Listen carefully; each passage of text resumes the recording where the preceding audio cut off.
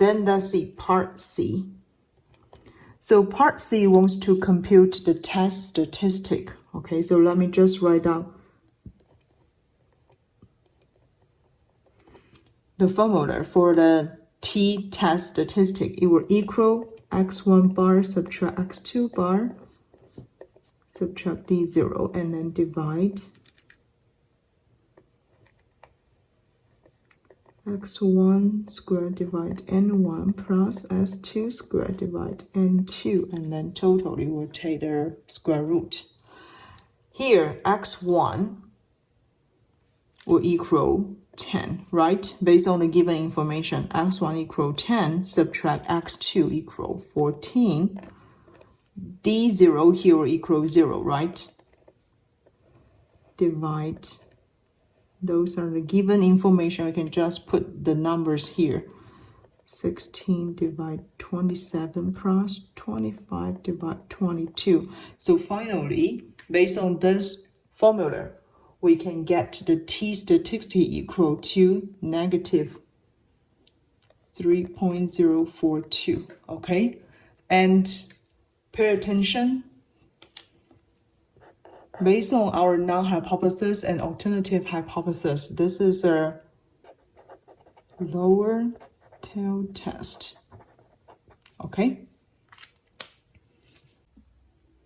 Now let's look at last part. So last part, it tells us to use the alpha, the level significance equal 0.05, and test to determine if there is a sufficient evidence to indicate that process 1 will take a significantly shorter time to manufacture the zip drives, right? So let's just write down some information that we already computed from the previous two questions, okay? So here we have degrees of the freedom,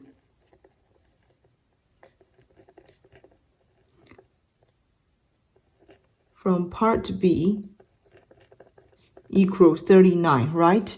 We also have our t-test statistic equal negative 3.042, okay? Then let's see, for part D, we have the level significance now alpha equal 0.05. We need to find out the p-value. So first, we need to find out the p-value at the absolute t-test. Because our t-distribution table only provides the positive number, okay? So there is no negative number in the t-distribution table. So we need to find out the t-test absolute value if it's negative. So it means we need to find out the p-value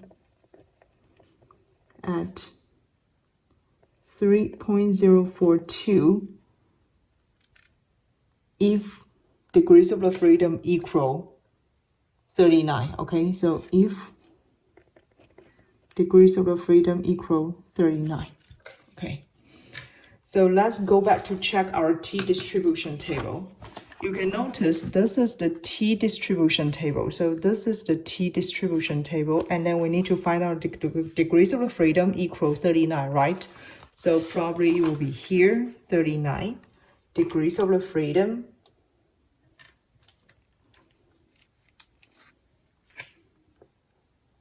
equal 39. And then we need to find out the p-value at 3.042, right?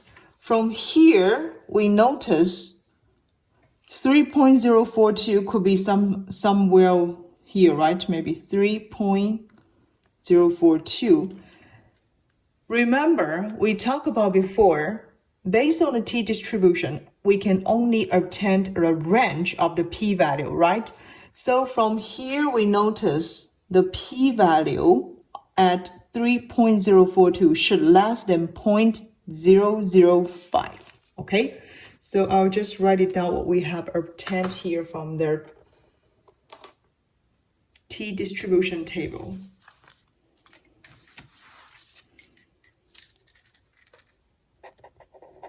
From t-distribution table,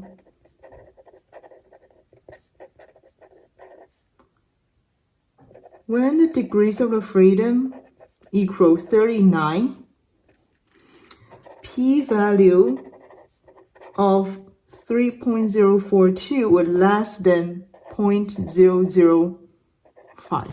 Okay, so this is what we obtained.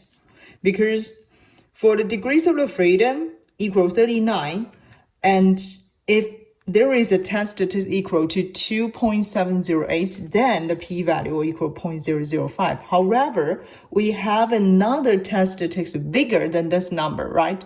Therefore, we can obtain that our p-value should less than 0.005, okay? And from this question, we also notice the level significance, okay? As the level of the significance alpha equal 0.05. Here, based on this, we can conclude our p-value will less than alpha, right? And if p-value less than alpha, then we will reject the null hypothesis. Conclude process 1 takes shorter time.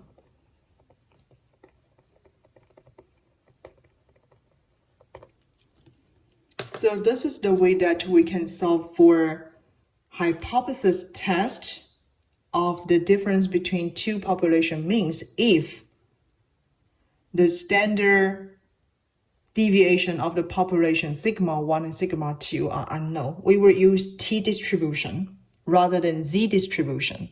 And the degrees of the freedom here will tell us there is only a range of the p-value, okay? And based on the range of the p-value, we can use it to do the hypothesis test.